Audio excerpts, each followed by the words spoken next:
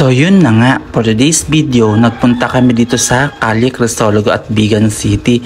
Yan nga guys, naglalakad-lakad kami. Alam nyo ba, ang ganda ng lugar na to. Kala mo ka nung nasa unang panahon. Shawot! So yan na nga guys, papunta na kami sa pinaka mismong sentro ng Calle Crisologo. Doon talaga sa may bilihan ng mga souvenir. Yan guys, ang liwanag na dito sa lugar na to, sa mga kalye. Wow! Yan na nga guys, yung iba't ibang klase ng mga bag at mga damit ng mga pampasalubong at pang souvenir. Yan nga si ate, paupo-upo lang at pa-text-text lang siya. What?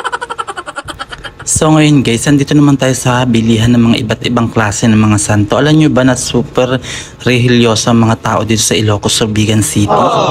At pagtingin ko nga sa labas, nakita ko sa Beskanda nakatambay siya. What? Yan nga pala guys, yung kabayo na pwede mo arkilahin, may kalesa. Hindi ko alam kung magkano arkila dyan, pero guys, maraming kabayo rito na pwede mo arkilahin. Mapakita ko sa inyo doon sa dulo. Yan guys, ang tanawin dito sa Calle Crisologo.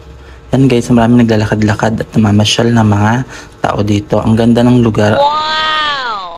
At yan nga guys, sa lakad-lakad lang kami. At yan nga guys, sa mga bibili dito sa Calle Crisologo, iba't ibang klase ng mga souvenir at mga paninda nila pwedeng bilhin. At meron din guys mga pagkain na iba't ibang klase, pwede rin pampasalubong. At kung talagang mapera ka at masarap talaga dito mamasyal sa Calle Crisologo kasi marami kang mabibiling mga souvenir at mga pagkain. Talaga naman sa mga pagkain, bubusog ka dahil sariling produkto nila ang gawa dito sa Ilocos Sur, Bigan City at Calle Crisologo. Ayan guys, naglalakad-lakad lang kami at may nakalagay pa dito, I love Bigan. Talagang masarap mamasyal dito sa Calle Crisologo. Pag nagpunta kayo ng Bigan, hanapin nyo itong Calle Crisologo. Dito sa gabi, masarap pumasyal.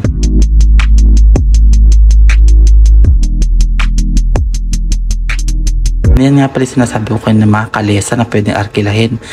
Yan, ang ganda guys ng kabayo. Oh. Tapos yan, meron pa dyan. Tapos dun sa gawidon, meron pa. Yan, tumatango-tango pa talaga yung kabayo. Alam na, intindihan namin sinasabi ko. Shawot! Ayun nga guys, naglakad-lakad uli kami dito. At wala naman tayong ibang gagawin kundi maglakad-lakad lang dito. Shawot! Ayun nga guys, nakakita naman kami ng kabayo. Yan, yung kalesa. Yan guys, ang ganda ng kabayo. Kulay brown at saka isang kulay white. Wow! Ano-ano nga ba mga bibili din pasalubong dito sa Calle Crisologo? At ito nga, meron na kami nakita mga wallet, mga sombrero, at mga kung ano-ano pa. At meron din sila mga sangkalan, mga pandikdik ng luya ng mga marble. At ito nga palang hinawakan ko, itlog siya na gawa sa marble, mabigat, pwede rin pang display. At pumasok nga kami sa loob. Marami pa palang mabibili dito na kung ano-ano. At meron din silang binebenta mga santo na parang mga antik. At talaga namang napakagaganda nila.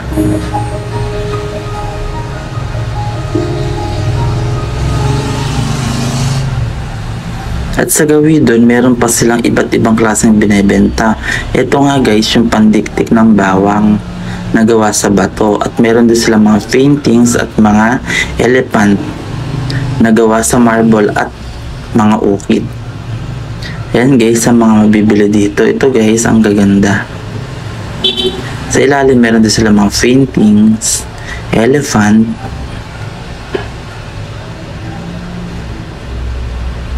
At sa taas guys, meron kang makikita mga painting na gawa sa kamay. Talaga namang ang gaganda. Maganda ipang display sa inyong mga bahay.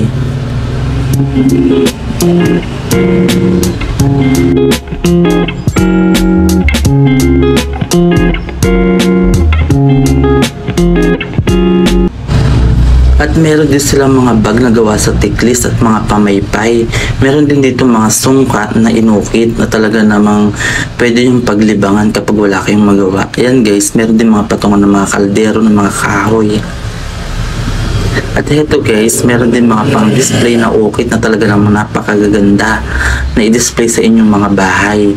At meron din mga manok na mga kahoy na inukit. Wow! Lahat ng yan guys ay mga gawa sa kahoy na ukit at mura lang ang kanilang mga benta dyan. Kaya kung gusto nyo, pumasyal na kayo dito sa Bigan at meron din sila mga sabitan ng mga baso ng mga ukit din. Napansin ko lang guys, karamihan din binibenta rito sa Bigan ay mga gawa sa kamay, talaga namang inukit na talaga namang ang gaganda.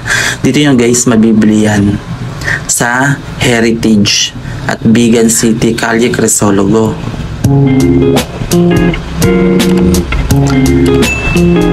At umalis na nga kami at titingin pa kami sa iba.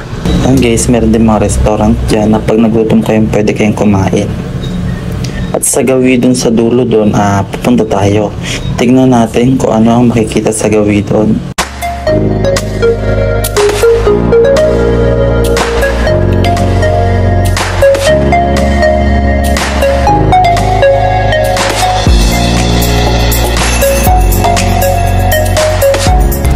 Dito guys sa bandang dulo, marami ng mga tao. Doon sa kalagitnaan kanina, onti lang ang tao. Pero dito sa gawi dito ay marami ng tao. Yan guys, ang dami rin dito mabibili ng mga pangpasalubong at mga souvenir. Meron din mga pagkain. Ang cute ng pusa. Yan guys, meron din sila mga binibenta ng mga pagkain dito.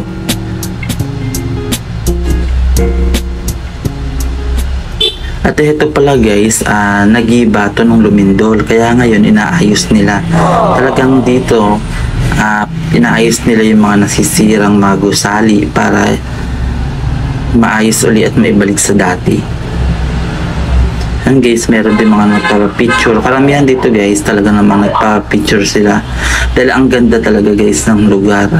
Dito sa Calle Crisologo.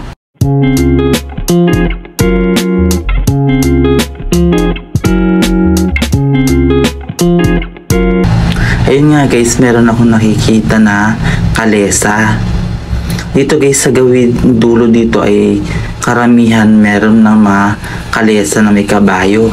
Kasi dito guys, nag-aabang sila ng mga gustong sumakay na mga namamasyal at mga turista. Yan guys, lapitan natin tong kalesa. Yan guys, ang ganda ng kabayo. Mamimili ka lang dyan sa mga nakaparadang kalesa na yan kung ano ang gusto mong sakyan. At syempre, hindi libre yun, may bayad yun. Ito guys, ang ganda ng kabayo. Kulay white. Yung nasa dulo naman ay kulay brown. At bumalik nga tayo at meron kasi kong napansin dun sa gawi doon na talaga namang pinagkukumpulan ng mga tao. At syempre, makikimarites tayo kung ano nga ba yun. And guys, meron pala ditong manghuhula o baka naman si Madam Auri na meron siyang hawak ng mga bolang kristal na 6 na piniikot-ikot niya sa kanyang mga palad. Gaya ng pagpaikot ng jowa mo sa'yo nung niloko ka niya. Shawot!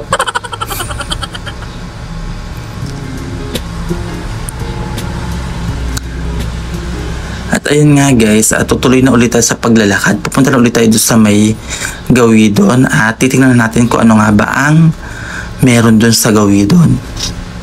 Syempre guys, ayan, habang naglalakad, pa-video lang tayo dito at para makita nyo rin kung ano nga ba ang makikita rito sa Calle Crisologo.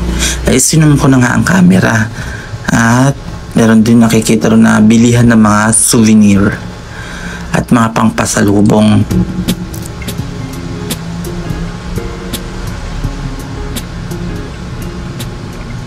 At ito nga guys, bumalik tayo dito sa may kalesa na daanan natin kanina.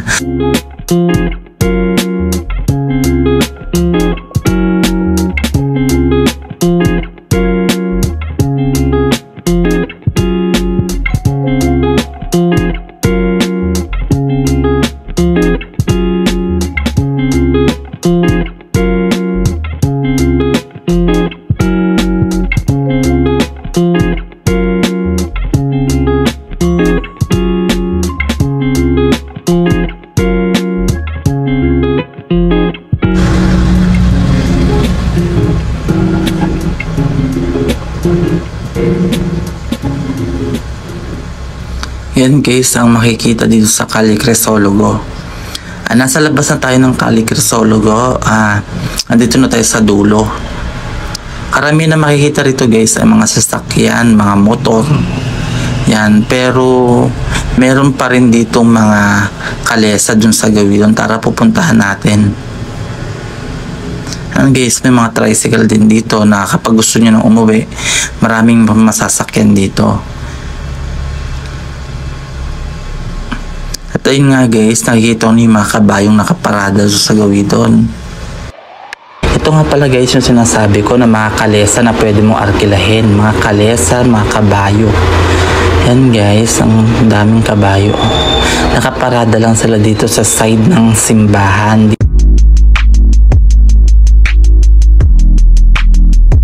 Ang gaganda guys ng kabayo tapos malalaki. Pwede kang umarkila dyan kahit saan dyan, pwede mong arkilahin.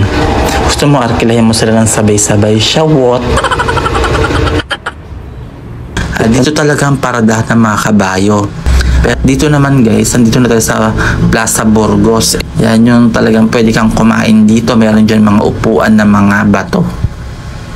Yan guys, napakaluwang. At dito guys, napakarami talagang ilaw.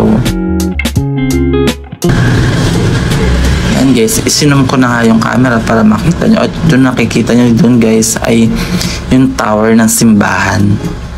Yan guys. Yun ang tower ng simbahan. Ang ganda.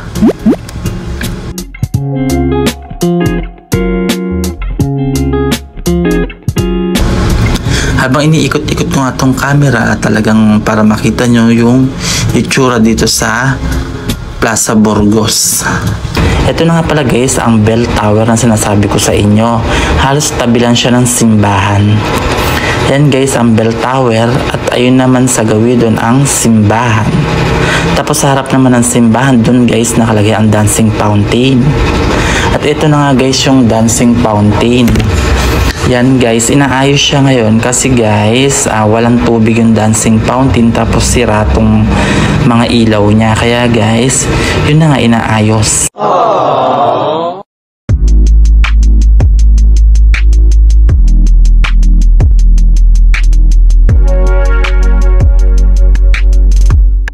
Kasi itong swimming pool guys, wala siyang tubig.